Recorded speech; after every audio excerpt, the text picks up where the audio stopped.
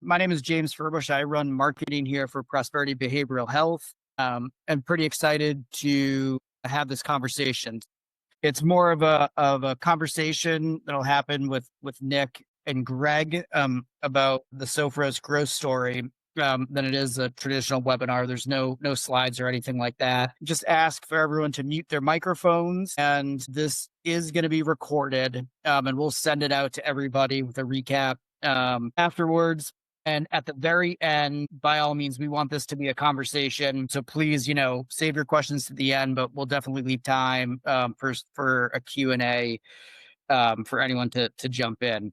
So with that, I will turn it over to my colleague, Greg, who is going to host this conversation with Nick. Greg is the co-founder of Prosperity, and I will let Greg introduce himself and Nick as well. So with that, I will turn it over to my colleagues, and I will put myself on mute. Thanks all. Thanks, James. Appreciate the folks who are joining. Appreciate the folks who will be watching this later. Thank you for tuning into this. Really, I think it's going to be a really interesting and illuminating conversation with Nick. As James said, I'm a co-founder of Prosperity. I started the business with a partner about 8 years ago because we saw a really important gap in the service provider landscape for folks who were supporting the direct care organizations. And that was, we wanted to be a strategy and growth partner, not just a vendor, but really integrated into the operations and leadership of the treatment provider businesses that we work with. And so we built Prosperity to really accomplish that goal. And revenue cycle management, for those of you who know us, Prosperity is a revenue cycle management services company and financial support partner. So RCM is at the core of what we do,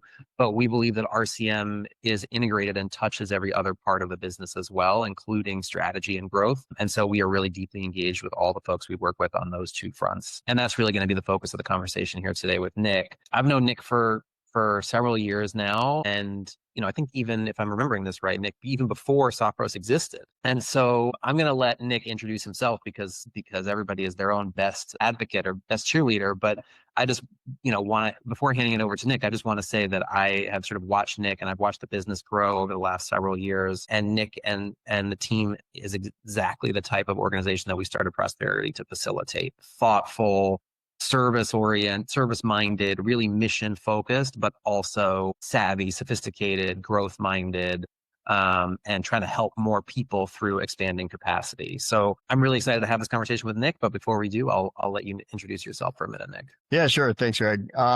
So my background, I grew up in Jacksonville. I went into the Army. I went to West Point.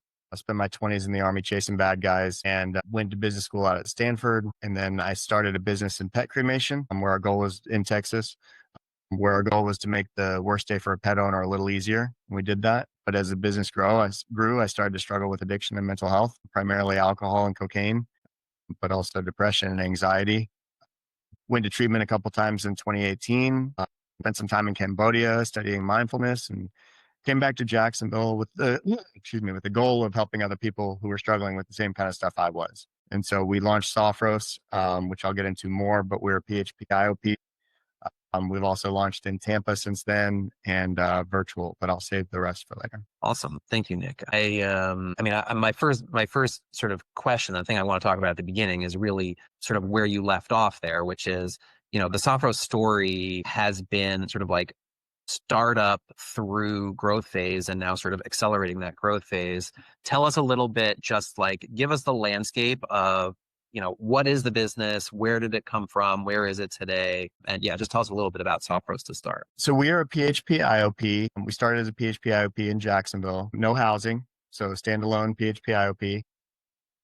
That business from about 3 employees to about 30 employees about a year and a half ago. We were successful, profitable, used the cash flow from that business to open our Tampa location, which took a little longer to get traction, but now is really starting to hum a little bit. And as that grew, we launched a virtual IOP about 12 months and maybe a week ago, and a Spanish speaking virtual as well. And so, as we've grown, we've continued to layer on additional resources. And now I'm actually sitting in a building that we just acquired, which is an outpatient practice. So outpatient therapy. So that doesn't just have to be addiction, but it's addiction, mental health, adolescence, family. And so the story of Sophros is one of what I think is continuous focus on mission, focus on people and getting the right people in to execute the plan. Well, having a good plan, having people to execute that plan, and then really putting client care at the center of everything we do. And this growth has followed. And I can get into more some of the specific stuff that we do on BD side and all that, but those have been the real cornerstones of what's allowed us to continue to grow and expand. Yeah, I think that it's really one of it just highlights a couple of things that I have really like seen over the years and talked a lot with the folks that we work with about is two things. One is this is a people business. At the end of the day, the people are the most important asset because they're those connections. The therapeutic environment is really the thing that ultimately is what matters. That, and also the other thing that I have, my sort of personal slogan around this is good treatment is good business. And I think those are just two things that you and the organization really exemplify. One thing I wanted to ask you about is this sort of like starting and growing a single location, a single business in a single place is one kind of growth challenge.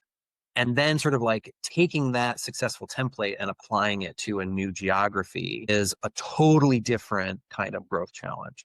So I'm curious to hear, like, on both of those sides, like what were some of the things that were really important or the challenges that you had to address in that first phase of like getting from 0 to 1 effectively? And then how were the challenges different trying to translate that to another location, another geography? Yeah, I mean, I think 0 to 1, one of the challenges that we face that everyone faces when they come is that you're not immediately in network with insurance. And so the sell is harder and you have to make concessions and you have to give people discounts that are private pay. And you've got to do these things to like get the initial people in the door. But I think one of the lessons that I learned is that your founder is one of your salespeople at this level, at one location and at 2 locations and at 3 locations. At some point, that's not sustainable, of course. But at 1 to 3 locations, I think your head of sales is your CEO. Your head of sales is your founder. And so I had to be out in the street meeting people. It means a lot when someone gets a visit from the CEO, even though they don't know that you have 5 people on your team. It doesn't matter. It feels important to them. And so that was one of the things. And I think that, we built a great program. And I unfortunately, I don't think this is on one hand, what you said is true, which is good treatment leads to good business. And I believe that wholeheartedly. And people have to know about it and people have to believe you. And so there is this challenge of, no matter how good you are, your marketing materials, your website, they're going to say the same things as the guys with deep pockets with big marketing dollars. Like, you're like, oh, we're client-centered care. Yeah. So did the guy that just came in here said that, and he's got a prettier pamphlet because he's got a $1 million marketing budget. And so you have to find ways to really differentiate and demonstrate that, and then use the opportunities that you have when you're able to do that to then leverage that into better proof to push forward. And then once you get the ball rolling, I think that's the hardest part is getting the momentum rolling. Once you get the momentum rolling, now the quality care starts to take over, because you've had enough clients and people are talking about it in the community and referral partners see it. And so once you get the momentum, quality care can drive the day. Before you get the momentum, you really have to kind of go to extra lengths, and that could mean just good BD practices. That could mean, because everybody's saying the same thing. So, you can't prove it until you have clients, and you can't have clients till you prove it. And so that's the inevitable catch-22. So, and we had that same problem in Tampa for a while. We really had a hard time breaking in. So location 2 was a little more challenging. And it was more challenging for a couple of reasons. I think one, because I wasn't there. I spent time there, but it's not my home. I'm not banging on the news station's door, and I'm not able to go and sell every day in the community. And so, and I have more to do. So my time is lessened. And so, that made it more challenging because at the time, unbeknownst to me, I don't think I had the right BD person in there. And so I didn't have a good voice in the community, and my voice wasn't there. And so it was kind of a double-edged sword. And so we ended up having to move on from that person, and we've since seen ourselves gain momentum. But I think don't underestimate the power of that leadership team being local. When you expand to the second location, it doesn't mean you can't do it. We're doing it and we're starting to do it well, but it took a little longer than the first location for sure. Yeah, so that was the local thing was a thing that I also wanted to ask you about, which is, did you sort of like seed that leadership team in the new location with folks who came from Jacksonville and you sort of moved them over, or was it an entirely new team that you brought in? Like, how did you think about like transferring the culture from one place to the second? Yeah. So I would have loved to transfer a couple people. They just wasn't on the table. So unfortunately, we did offer to a couple people.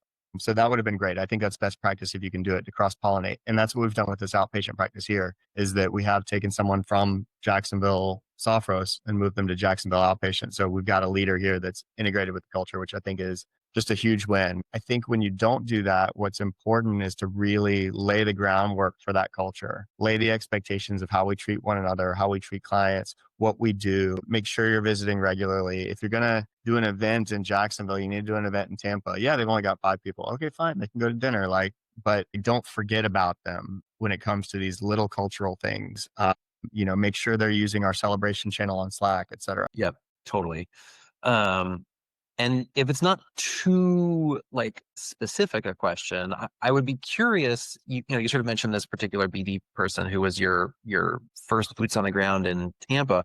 I'm curious what it was, either side of the coin, right? What was it that they were or weren't doing that made them not the right person for that particular moment in that particular place? Or on the other hand, the folks that have come in since, what have been the changes that they've made? I think the biggest 2 things when it comes to business development are, the biggest 3 things: authenticity, volume, and direction. So you need all 3. So 1, you have to be your authentic self, and that authentic self has to be fired up about what the work that we do. You've got to be very passionate about what it is that you do and the company that you work for, like really, not just pretending. And that might mean, for a lot of us, that means we're in recovery, right? So it's easy for me to be authentic and to come across as authentic because I just dropped that I used cocaine and alcohol abusively for 10 years, right? It's like, okay, all right, he's authentic. He knows this story. Not everyone has that story, but I always tell people we should be leading with our why, right? There's a Simon Sinek video that's great on start with why. I think it's so important to start with the why, right? Hey, I'm Nick. I'm here from Sophros. We're a PHP IOP and we're really good. Not a good story. I'm Nick and I'm an addict in recovery trying to help other addicts. We do that through our PHP IOP.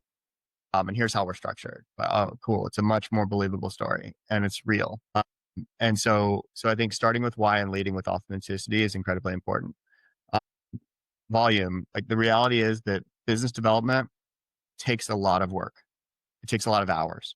Like it's not a 30-hour a week job. If you're doing it 30 hours a week, or if you're not allocating your time right, you're not going to get it. You're not going to get it done. You don't get, at least at the beginning, if you do 75% of the work, you're not getting 75% of the referrals. It's something about building that momentum and building that volume, and stacking it and putting in the work up front that really allows you to build those relationships. And then the last piece is direction, right? Like, how are we spending our time? Are we really focused on the right things in the right places? And we won't always have it right?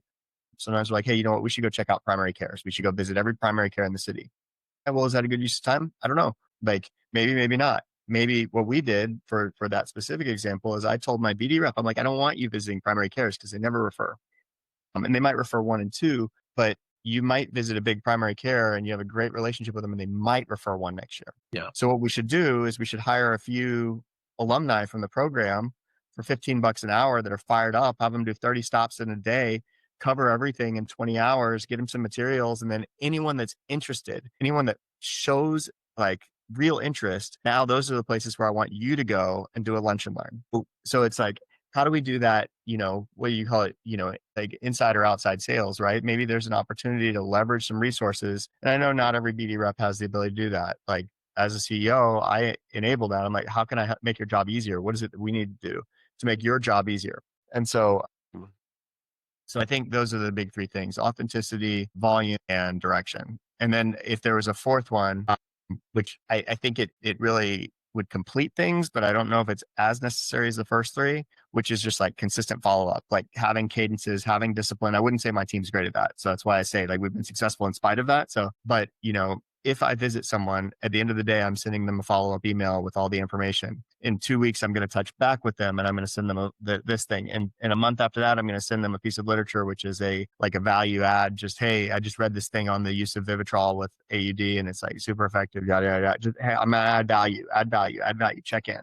So I'd say the last one is that discipline. I think that just raises one, again, like a very specific question for me, which I think is related to some other questions that I want to ask in a little bit. But do you have around, like, for example, around that follow-up cadence, do you have specific guidance around that? Do you have SOPs around that? Like, how closely do you manage that from the senior leadership level versus how much of that is determined ultimately by the folks on the ground? Not as well as I should. If there was an area of improvement within our BD team, it's like use of the CRM, really leveraging follow-up cadences. Like we have some SOPs and we have some procedures, but it's reinforced on a one-off basis as opposed to here's the standard, go do the standard, which is, I think, how mature sales organizations are done. I mean, like I said, I've led sales organizations in the real world outside behavioral health. I've led sales organizations, right? And like, most of our BD reps in behavioral health are not classically trained salespeople, which comes with pros and cons. Pros is, I think, that it can feel very, I don't know, salesy is the wrong word, but like it can feel a little more manipulative, almost if a treatment center rep is a true like pharma rep. On the other hand, those pharma reps, like they know how to do this. Like they know how to operate a CRM. They know how to follow up on a certain cadence. And so they have pros as well. And so they don't have the authenticity necessarily, though, which I put that number one for a reason, because I think it's the most important. If I could have my perfect person, it would be someone who was like disciplined and has the, authenticity. But I don't think I can afford that person. Fair enough. Although this is sort of the other thought that occurred to me a minute ago, which is you said a few minutes ago that like, you got to be the CEO's got to be the chief salesperson, certainly at the beginning and really even for quite a long time, as I myself experienced at Prosperity. But I think that what you're pointing to in this conversation is that like as the organization evolves and grows, so too does that role. And eventually there's an evolution from like right now, what you're talking about is what you're talking about right now, I think is sales leadership, right? So like there's an evolution first of CEO as salesperson to CEO as sales leader. And then eventually, yes, you can, have some professional help around that once you get to a certain scale. But I guess this is something that is maybe somewhat unique in your background, that you do have professional sales leadership experience. And I think it's a challenge that many CEOs in the treatment industry encounter is they have that authenticity. They have the energy, right? Like they possess those characteristics that you were just describing. And so they make great front people for the organization in the early days when they're going out and selling. But as those folks start to transition to sales leaders rather than salespeople, I'm curious about like, what are some of the things what's some advice that you would offer those folks who are sort of growing to that stage of now we're bringing in one or two BD folks and I'm going to be managing them as much as or more than I'm actually out beating the drum for the organization myself? I mean, I think the biggest thing that I've seen successful sales leaders do is measure and get into the weeds. So on the top hand, you have this like, okay, I'm measuring activity in some way. I'm measuring like kind of volume in some way. I have a regular check-in, a regular meeting with my BD team. So we meet every Thursday morning, and we're talking about certain metrics and certain numbers. So those things are measured. And then the second thing is like getting into the weeds a little bit. And so it feels a little micromanagey to talk about visits to a specific account. But even within large organizations, I've noticed that is one thing that sales directors or chief sales officers or whatever tend to do. Not because you're trying to learn what happened at Advent Health Apopka yesterday, not because it matters, but because in talking about Advent Health Apopka, what you're able to do is to provide guidance and mentorship that then will apply to the rest of their visits. So Advent Health Apopka, we went and visited. Hey, did you send the follow-up yesterday? To them. Oh, no, I'm going to send it today. Well, that means you forgot. But you're going to know that I'm going to ask that next time. So while we're talking about individual accounts, what that does is it then extrapolates to the rest. At the micro level, or not micro level, at the next level, what you're doing is actively managing through a CRM. which I think is the right answer, not one we've reached yet. So I would say I'm doing an okay job as sales leader. I don't think I'm doing a great job as sales leader. I'm still doing a great job as salesperson. But what I've done is I've elevated, and that's the other thing I think people have to do is you then say, okay, what are the highest yield events in which I can participate and have a difference? The reality is I'm the best salesperson on our team, right? And I probably will continue to be for a while. And so for a number of reasons, one, just being my position, like if we're talking to a large hospital and we have 20 people there, like I need to be there and I need to prioritize that within my schedule. Even though it's busy, it's like, this is a high yield event. That's what I always call it. It's high yield events. Like what high yield event do you need me at in the next month? Oh, well, we're having this thing and there's going to be so-and-so here. Okay, cool. I'll be there. And so not telling your business development team, hey, I want to be there because you can't handle it, but I want to be there to provide you extra firepower and be utilized in any way that I can be helpful. And so I found that to be really useful. And when I go, things happen, but that shouldn't be on small visits and small accounts. If they're going to a 5-person therapy practice, like I don't need to be there. If they're going to a, 30 doctor meeting at a hospital, like I should try to be there. That concept of high yield, it makes me think about the like financial concept of ROI.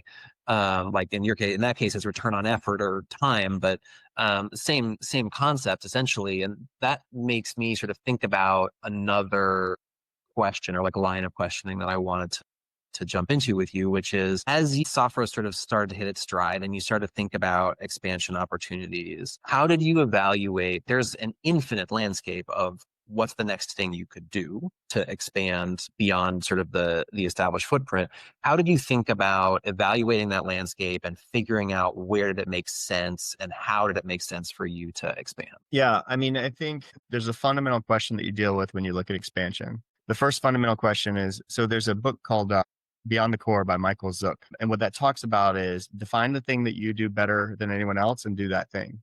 And when you get the bright idea or profit from the core is the name, or the first one's profit from the core. When you get the bright idea to do something else, just do more of that thing that you're really good at. So like PHP, IOP treatment in Jacksonville, like that's where I should be focusing my incremental dollars. Well, Beyond the Core was his sequel, which said, when you grow, you go through one step adjacencies.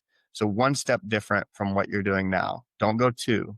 So another PHP, IOP in the state of Florida that's relatively close with the same model. And so it's one step. Now, where you go, I looked at population density, I looked at competitors, I looked at stuff like that. But the key was one step beyond. So here in Jacksonville, this outpatient operation that we just acquired, we have a PHP IOP in Jacksonville. We're taking one step away and we're launching an OP in Jacksonville, right? One step, as opposed to, hey, I've got these things, I'm going to do a detox in Miami, right? Like that's 2 steps. I'm going from PHP IOP to detox. I'm going from Jacksonville to Miami. I don't know either one of those markets and so that's 2 unknowns and I can't have that. I have to have one unknown. So my goal was to focus on, let me have one solvable unknown and let me go and solve that. Like in Tampa, it was, I know how to do this work. I know how to run a PHP IOP. I just need to learn how to do it here. Mm-hmm. For OP, it's, I know how to run mental health treatment in Jacksonville. Let me just step it down. And I've got relationships and everything in place. And so you want to be able to when you expand, you want to be able to leverage your relationships in some way in order to grow that second facility. Because there are downsides, like you mentioned, of not being there and fresh start and all that stuff. And so, how can I leverage, my relationships that we've built with residential treatment centers in Tampa? We already have residential relationships. Well, some of them come from Tampa. Now we got a place there. They already trust us. With outpatient, it's like everybody knows we're the best in Jacksonville. So when we start this new thing, it's like, okay, well, now they're the best at that. They just assume that, which is great. Totally. I think that I love the concept of like one step. And I've not read either of those books, but I'm going to put them on my list because I absolutely believe that that's a mistake that a lot of people make. And I was thinking about this as I was getting ready for this conversation. One of the things I was thinking about was I have watched over the last 10 years that I've been in the space, a ton of people grow really aggressively, try to do, bite off a lot, whether that's, to your point, right, expanding the continuum of care, going into a different state, going from SUD to mental health. Like a lot of people have tried to grow really fast and really wide, like throwing sort of a shotgun approach. And what I've seen is a lot of those folks have ended up crashing and burning. And I think that, this idea of stay close to what you already know and just grow by increments, I think is really powerful. And I think it also speaks to something that, I wanted to a theme that I wanted to sort of like bring in. My background is in finance, and I think like a finance person, I think. And one of the things that we think about a lot in finance is risk management and pricing risk and all of that type of stuff. And so I think about this sort of one step growth philosophy in risk mitigation terms as well, right? Like you are only taking exactly as much risk as you absolutely need to take in order to expand. And the other thing that you said in the very beginning of the conversation that made me think about risk was self-funding, that you use the cash flow from Sophros to fund the expansion in Tampa. And I'm wondering, how did you think about, I would say, sort of like funding generally for growth, but more specifically, how did you decide when was the right time? When was there enough comfort in the stability and the, sort of financial, the risk mitigation at Jacksonville to sort of take on the additional risk of Tampa? Yeah, I mean, I think for me, it was when the cash flow of the business surpassed what I budgeted as the negative cash flow of the new business. So, if you figure you're going to spend $1 million in a year on a new facility, then you need to have $1 million coming in from your existing centers to cover that, plus some working capital coverage in the bank. That was kind of how I thought about it. It's not a perfect science, right? Because what could happen is if you take a dip at the other location, now you're negative, which is a risk that I took. I didn't wait until it was super comfortable. What I waited until was that I felt like if things go as expected, we'll be okay. Yeah. And my thought process was, if they don't go as expected, then I can go out and seek outside capital somewhere. Now, is that a high risk move? Absolutely. Classic entrepreneur. So I like risk and I was willing to assume some.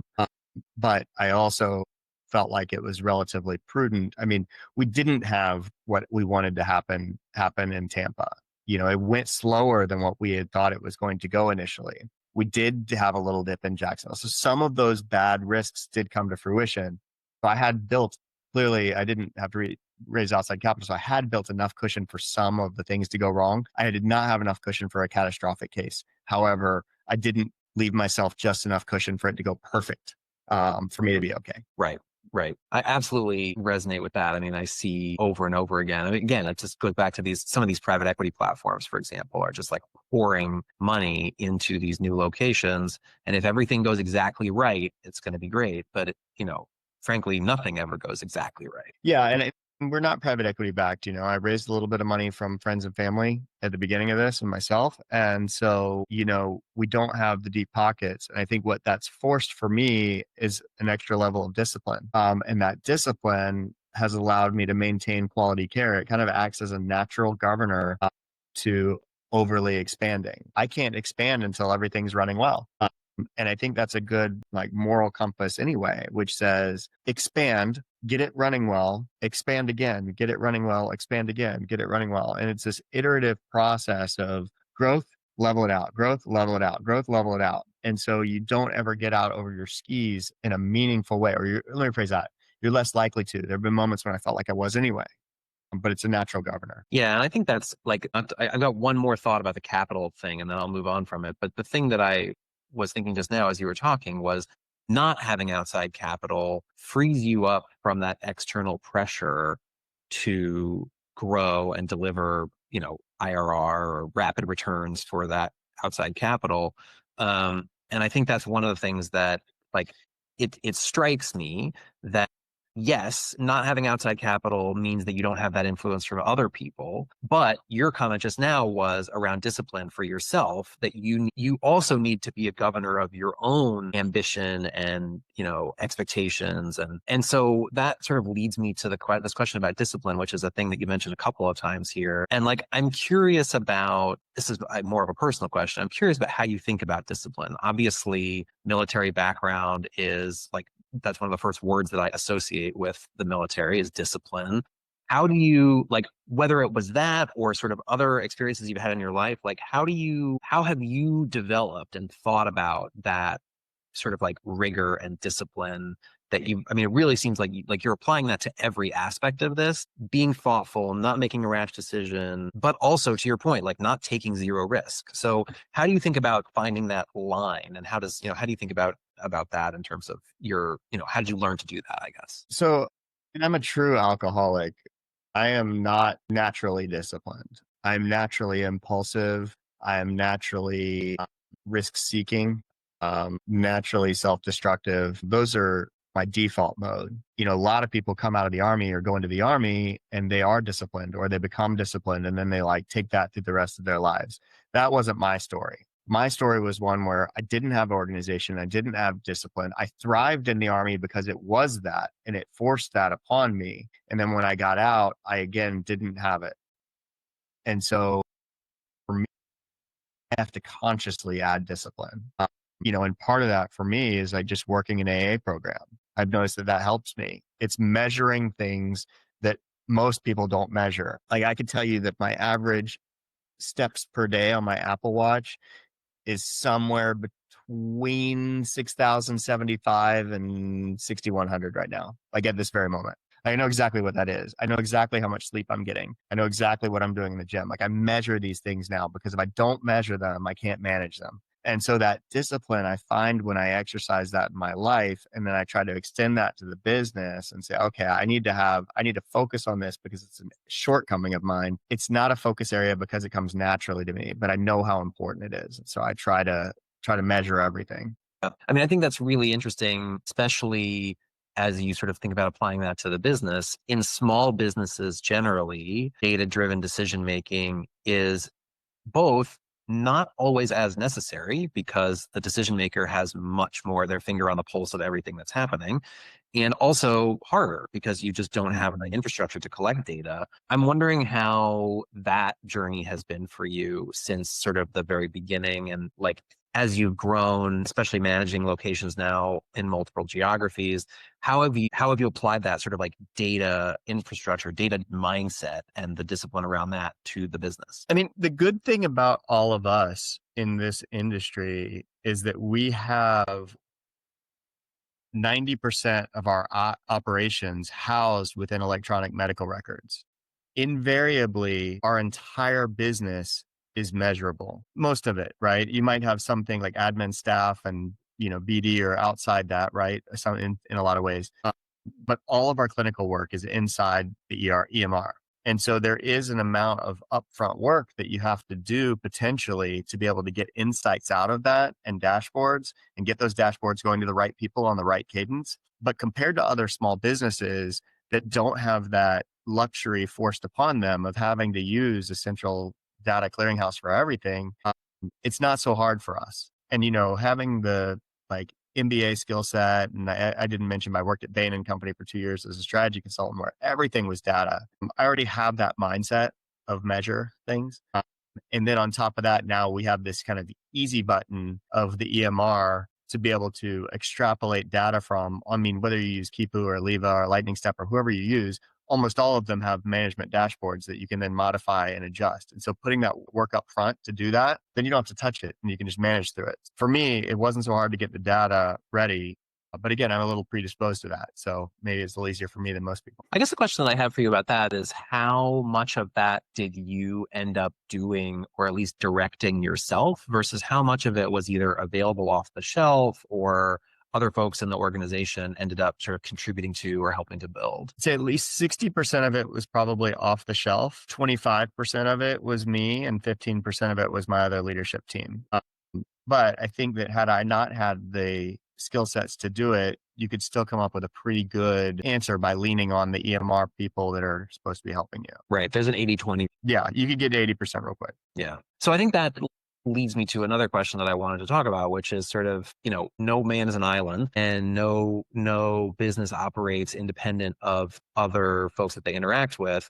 I've got a few different questions around this. Since you mentioned the EMR, I'll sort of start with the support side, and then I want to move a little bit later on to the referral side. But on the support side, what has been your experience with vendor partners, EMRs, CRM, other technology that you've used. Obviously, feel free to talk about Prosperity, but don't feel like you have to. Marketing agencies, like how has your experience and relationship with vendor partners both influenced how you think about your growth strategy and your organizational development, and also influence sort of like the success of those efforts? What I've noticed with vendors in general is that you're going to get great performance up front, especially when you're small, because it's really easy to serve you. Uh, as you grow, the performance can dip a little bit, especially if someone's on a retainer or a fixed percentage or whatever.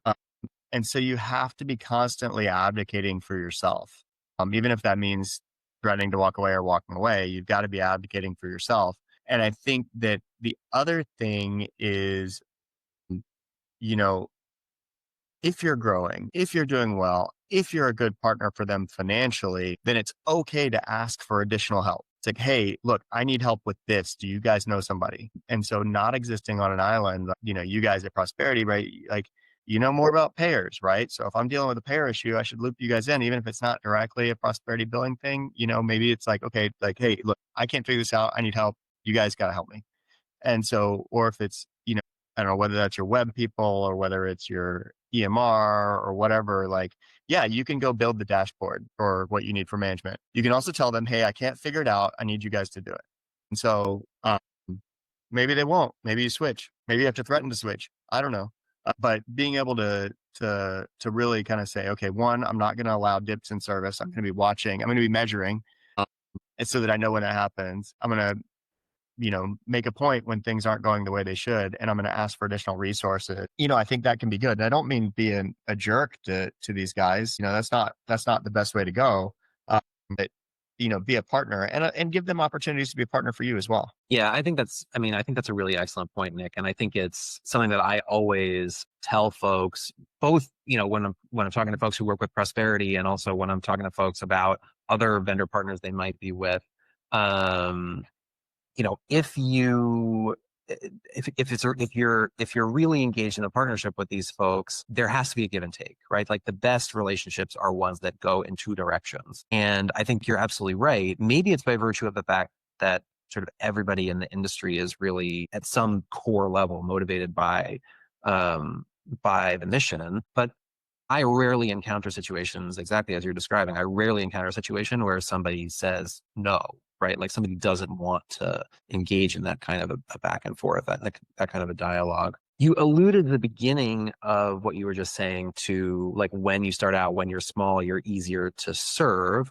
I wonder what your experiences have been as you've grown, about, I guess, two things. One is, are there partnerships that just haven't continued to work as you've gotten bigger? And then the second one is, how have your partnerships that have worked evolved over the course of that growth? I mean, I'll use Prosperity as an example. I think that there were times when we said, hey, look, we need this to happen. And fortunately, your team is like mobilized and stepped up and assigned more resources or whatever. Because I think what the team that you need when you're 5 employees and you've got 10, 20 clients a week is different potentially than the team that you need when you have 150 clients coming in a week. Being willing to ask for that, step up, and then seeing if you guys respond, and you did. So it was great. And then I think as you grow bigger, it gives you an opportunity to ask to be more of a partner. So, we've enlisted you guys help on several things that were kind of crises in the business, and it's allowed you guys to demonstrate value. And frankly, from your end, that buys you some it puts some credits in the bank, right? If you forget to do an auth and we lose 2 weeks of, I'm not as upset because I know you just added value in another place. And so, I think that's been something that we've seen evolve, and I'm, more active with your senior leadership now that we're a bigger team. But I would say the similar things have happened with our other vendors as well, whether it's our EMR or whether it's our, web, outsourcing company that does all our SEO and stuff. It's like, we've become a more important partner just financially. Right. And so as you become a more important partner, you should be involved more with the senior leadership. You should be involved more with strategic partnership. And so you can't demand that when you have 5 employees, they don't have time for it. But once you become a major player, I think your ability to foster those relationships at a higher level in the company and to be able to ask for more and partner is valid. Yeah, I completely agree with that. And I think too that, I really take your point about everybody makes mistakes, right? Like there's no vendor partnership that's perfect. But again, this comes back to this sort of relationship building that you were just talking about. Like when you have that relationship, when you have other ways that you're collaborating and adding value, when you have clear communication channels, those mistakes become resolvable within the context of a stable, healthy relationship, like any other relationship. Exactly. Yeah. You both have to kind of put credits in the bank, so to speak, that you can take withdrawals on later. Exactly. So just pivoting really quickly, and I know we're sort of coming to the end of time. I want to make sure that we have a few minutes for any questions from the folks on the phone, but pivoting to a different kind of relationship that you have with partners in the field, talk to us about the referral network and sort of like building those relationships in the community. You talked a little bit about this in the context of sort of like, you've got RTC providers who are referring in Tampa, that's a natural place to land for the new location. But talk to me about sort of like, how, I guess, three related questions to this. One, I'm wondering, to your, comments at the very beginning of the conversation, like, how did you get that flywheel started? How did you sort of like break through the zero momentum challenge? Two is, how do you sort of like engage, nurture, manage those relationships on an ongoing basis, you and your team, obviously? And then the third part of the question is, as you think about growth, have you sort of collaborated, or in what ways have those relationships influenced the way you think about growth? So on the first one, Simon Sinek has another talk that he talks about. Obviously, I like him. And he talks about this kind of growth expansion thing for new technology. And he said, you have a very small percentage that are the early adopters, right? And so those are going to be the people that believe in what you believe in. They believe in your mission. They're excited about what you're doing. Those are the people that you're going to get first. The people in this industry that are, hey, you send me a referral, I'll send you a referral, which is like a very substantive portion of our facility. That is not your go-to when you first get started. You will never win there. And the reason you will never win is because when you're new and or you have low volume, you don't have as much to give as everybody else. Everybody else has more to give than you.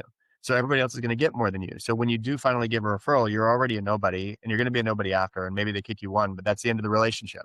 And so if you could be successful as, for us, like as a residential treatment center, like if I'm getting so many residential treatment center referrals that I can, take this one for one trade and be successful as an IOP, I just be a residential center. And so that's never going to work. And, not saying don't do it when you have to, like, don't give someone a referral don't do the one for one thing, because one, that's illegal. But when someone feels more transactional, it doesn't mean that you don't ever work with them. If it's the best fit for the client, do it. But keep that as your North Star, which is like, what's the best fit for this client? They believe in what we believe in. We believe in what they believe in. That's the relationship I want to build first. Later on, you're going to get more relationships, and you're going to get the people that aren't these early adopters, that aren't fully bought in on your mission, but like they do care about client care, or they just know who you are and you seem good and you have great reviews on Google. Like, all those things matter. And so initially, I think so much of it is just finding people that are aligned with your mission. As you go on and as things evolve, you start to rely on your reputation. Now you've got a solid reputation. Now you have the Google's we have 5-star reviews or 5-star ratings at both of our locations. So like that carries the day, as the client care and the performance and then feedback. And so one thing on that is, when you do get those early people in, now it's time to use that as your case study, or use that to give feedback. Hey, we got your guy in. He got admitted. I just want to let you know, thank you for the referral. He seems like he's doing great. If he's on ROI, now you can tell him later, you can say, hey, just want to let you know he's graduated from the program. He's 8 weeks sober. He's doing really good. And so then they feel good about what they've done. They've just helped someone. You've helped them do that. You've been their partner. You've made them look good. Now it's a relationship. So now you've solidified that. So get the early adopters, solidify the relationship, move on to the people that might be a little less aligned with your mission at a fundamental core level and a little more self-interested. But now you're a player in the space, and now you have real momentum and a real business. And so building that up slowly. And then, I think the one-step adjacency thing applies here too, right? It's like, once I started working with hospitals and I know how hospitals work, now I can go to another hospital. I can go to another hospital. I got hospitals down, or whether that's military or whatever. We've kind of found these populations that we work really well with. Well, now we're working with that population and we can expand it. And so going to another hospital, I went to a hospital yesterday, and we've gotten so good at telling our story. And again, it's a real authentic story, but we've gotten so good at telling our story, and we've got so much proof in our work with this population that at the end, someone from the hospital said, "So how does this work? Do we sign a contract and pay you guys to use your services?" And I'm like, I have never heard that in my life. But like, that's the kind of reaction that you want when you go out. It's like, do I have to pay you to be able to refer someone to you that will then use their insurance? Like it was a crazy question, but it was like, it made me feel really good because I'm like, now we're doing things the right way. Now we're building these deep relationships, and that relationship is going to result in something long-term, I believe. And so, what are the populations we work? And then I would say focus on populations. Like, what is it that you work really well with? You really work really well with like domestic violence victims, military. Do you work really well with this other population, liver transplants? Like, what's your niche? Think about what your niches are. Oh, we do EMDR. Cool. All right, let's talk about that. And then find people that need that. Yeah, I was thinking about that as you were talking just now, and it sort of relates to I think, again, it's something you said at the very beginning about sort of like authenticity and like, what is your why? Lead with your why. Like, in a sense, yes, we are all here for the same reason, but in a sense, we are all here for different reasons, right? Like every one of us has had our own individual journey, and each treatment center is doing things in a different way because of the individual people who are there and the people that they're treating. And to your point, maybe it's a specific population or a treatment modality or, the personal history of the person. And I just was thinking about like when you're talking about early adopters, that's what, that authentic core why is how you're going to find the early adopters who resonate with that particular thing that's unique to you. Mm-hmm. Exactly.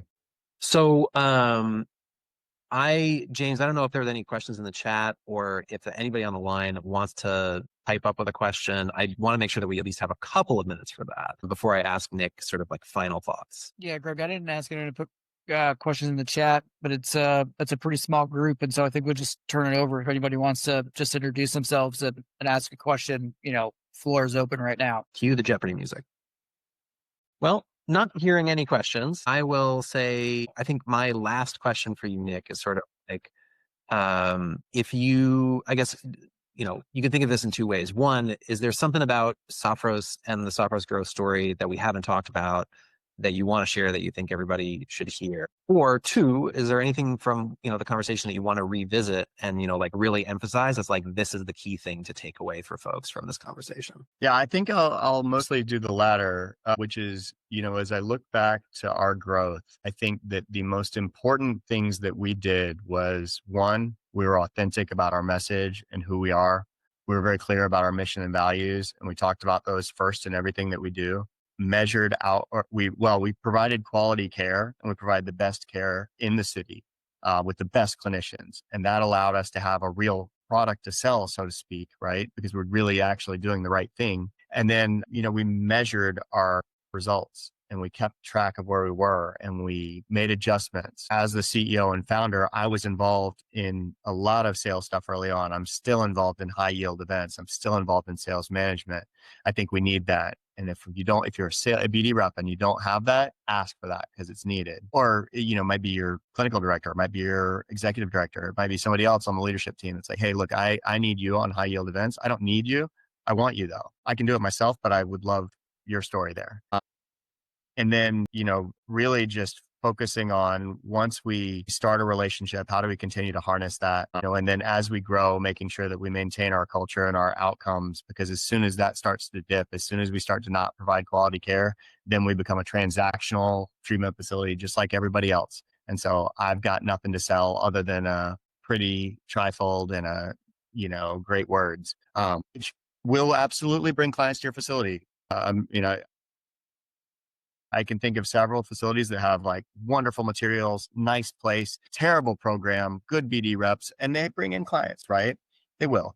They're not going to bring in as many as someone who's leading with their authentic self and providing quality care. Yeah, absolutely. And it's not going to be as sustainable. Nope. It's a short run game. Exactly. Well, thank you so much, Nick, for your partnership over the years, but also for joining this conversation, participating in this conversation. It's been really great hearing from you about Sophros and the growth story, and I'm really excited for the future for you guys. Thank you to everybody who joined. Thank you to everybody who's watching this on recording. Again, Greg Keilin, co-founder of Prosperity Behavioral Health. Really appreciate the opportunity to share some knowledge and experience from our team and our partners to the industry. And we're looking forward to continuing to do this more in the future. Thanks again. Thanks, guys.